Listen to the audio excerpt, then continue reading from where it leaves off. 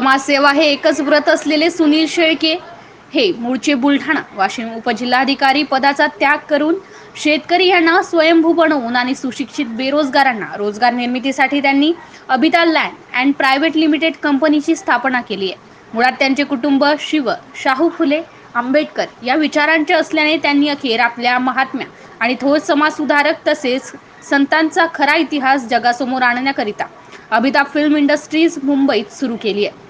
या माध्यमातून त्यांनी महापरिनिर्वाण या हा चित्रपटाची निर्मिती सुरू केली असून हा चित्रपट लवकरच प्रदर्शित होणार आहे।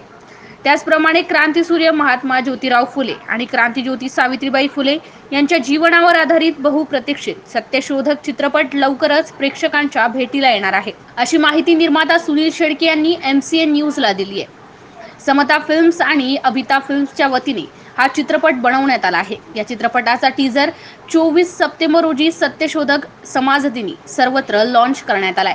लवकरच हा चित्रपट संपूर्ण महाराष्ट्र आणि भारतभर प्रदर्शित करण्यात येणार असल्याची माहिती देण्यात आली आहे। हा चित्रपट पूर्ण करण्यासाठी उच्च दर्जाचे तंत्रज्ञान, उच्च दर्जाची उपकरणे आणि VFXचा वापर करण्यात आला आहे।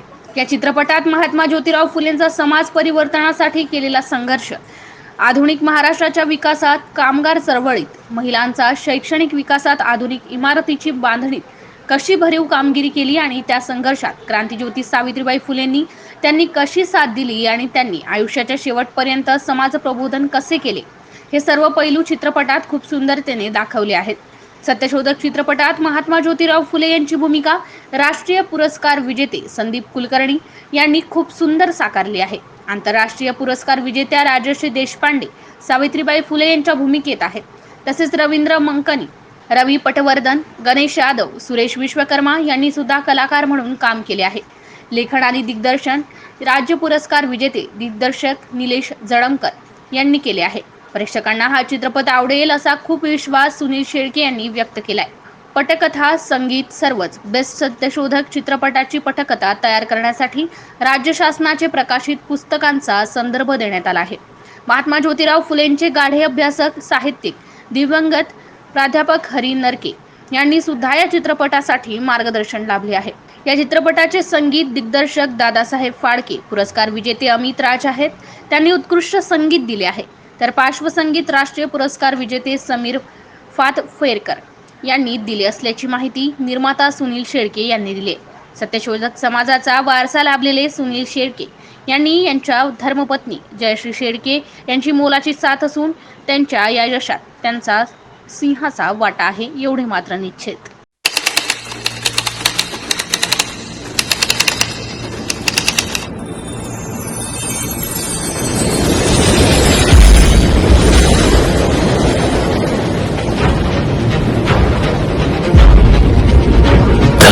अग्नीतून नव्या युगाचा प्रारंभ आहे।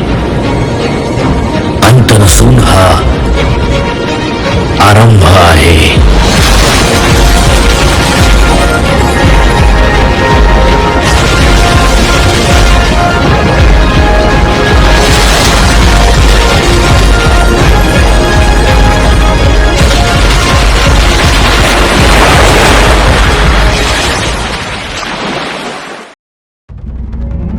विद्येविना मती गेली, मती विना नीती गेली, नीती विना गती गेली, गती विना वित्त गेले, वित्ता विना शूद्र खचले।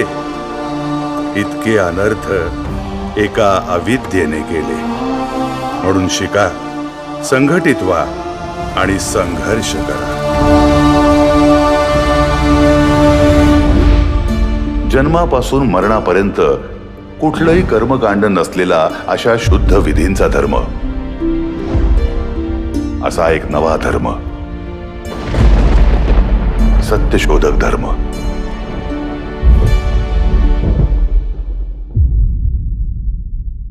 तर आता एक प्रशासकीय अधिकारी असताना एक प्रशासकीय पद सोडून सामाजिक क्षेत्रात किंवा एक बँकिंगच्या माध्यमातून जनतेपर्यंत पोहोचण्याचा प्रयत्न केला, तर नेमकं तुम्ही प्रशासकीय पद का सोडलं? मुळात मी जुलै 2022 पर्यंत उपजिल्हाधिकारी पदावर कार्यरत होतो बुलढाणा जिल्ह्यामध्ये। तर या पदावर काम करत असताना माझं मुळात बी इलेक्ट्रिकल या विषयामध्ये माझं इंजिनिअरिंग झालेलं आहे. प्रशासकीय सेवा कार्यरत असतानाही माझं एक स्वप्न होतं की एक उद्योजक बनण्याचं. साधारणतः 24 वर्षाची सेवा पूर्ण झाल्यानंतर मी Abita land solutions private limited या उद्योगाच्या माध्यमातून मी उद्योगामध्ये प्रवेश केला आणि माझा स्वतंत्र असा व्यवसाय सुरू केला. हा यामागचं महत्वाचं कारण होतं. Abita land solutions private limited यामध्ये महसूल विभागातील जमीनविषयक प्रश्नांचं एकाच ठिकाणी सर्व प्रश्नांचं सोल्युशन देणारी ही कंपनी या ठिकाणी स्थापन करण्यात आलेली आहे. सर, या प्रकारच्या आपल्या बुलढाणा जिल्ह्यातील जे बेरोजगार आहे त्यांना या तुमच्या प्रकारच्या उद्योगामार्फत त्यांना तुम्ही काही रोजगाराची संधी देऊ शकता का?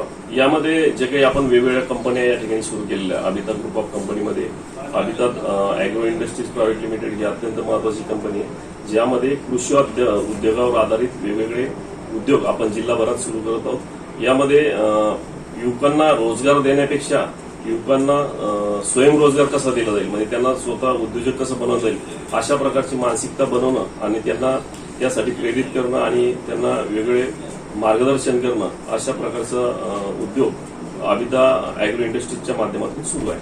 शेतकऱ्यांसाठी पर्यायी एक जोडधंदा म्हणून तुमच्या काही अशी संकल्पना आहे का? यामध्ये जोडधंदा म्हटल्यापेक्षा शेतमालावर प्रक्रिया करून बाजारामध्ये त्याचं मूल्य वाढवणं हा प्राधान्यक्रम आपल्या कंपनीचा राहणार.